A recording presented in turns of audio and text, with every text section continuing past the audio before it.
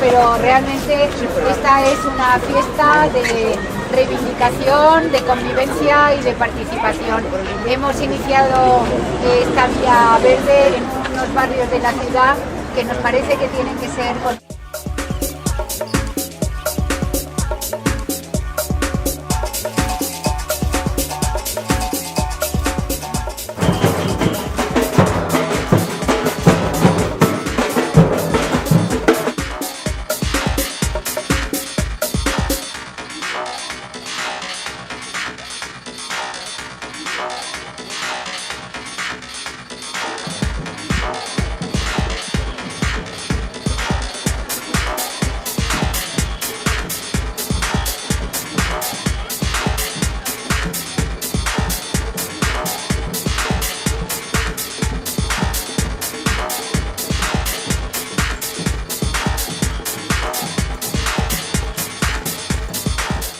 Después de no sé cuántos años y no sé cuántos carteles de que van a hacer el centro de salud, pues así como 15 años, va y empiezan a hacerlo, quiebra la empresa, lo dejan a mitad y llevan así pues desde diciembre y estamos a julio.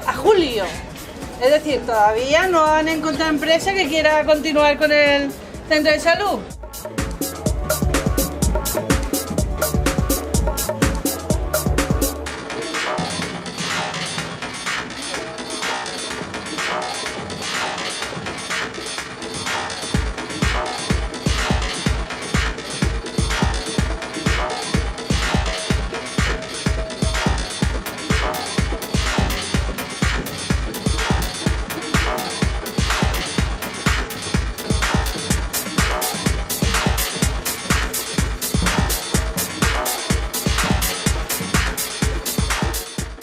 Tiene que luchar efectivamente por hacer un barrio más humano, para hacer un barrio donde se conviva, no donde se sobreviva.